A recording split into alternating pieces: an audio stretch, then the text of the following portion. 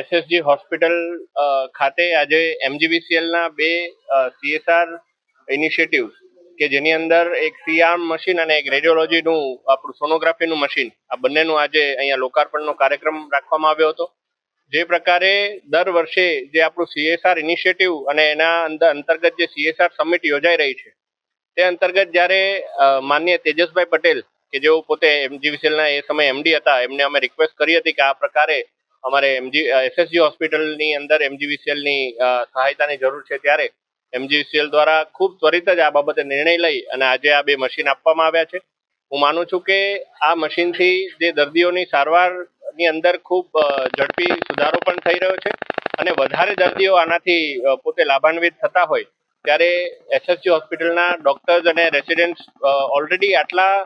મહેનતથી દિવસ રાત મહેનત કરી અને દર્દીઓની સેવા કરતા હોય ત્યારે આ પ્રકારનો અભિગમ એક કોર્પોરેટ સંસ્થા દ્વારા એમને હેલ્પિંગ હેન્ડ પુરવાર થતો હોય છે અને વડોદરાની અંદર પણ આરોગ્યની સુવિધામાં વધારો થતો હોય છે. ત્યારે એમજીવીસીએલનો હું આ તકે આભાર માનું છું અને એસએસજી હોસ્પિટલના આપણા ઓર્થોપેડિક ડિપાર્ટમેન્ટના વડા ડોક્ટર માથુર સર, આપણા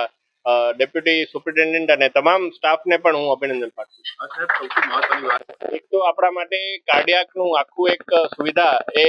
આપણા સરકાર દ્વારા એ અપ્રૂવ થઈ છે ને એ અત્યારે નિર્માણાધીન છે, ત્યારે હું માનું છું કે એસએસજી હોસ્પિટલની અંદર પણ ના માત્ર કાર્ડિયાક પરંતુ ઘણી બધી એવી જગ્યાઓ છે કે જ્યાં ઓન્કોલોજી હોય કે ન્યુરો સર્જરી હોય, આ તમામ જગ્યા પર પણ આપણે ઘણા બધા સુધારાઓ કરવાના છે અને આના માટેની ગુજરાત સરકારને અમારા દ્વારા રજૂઆત પણ કરાઈ છે.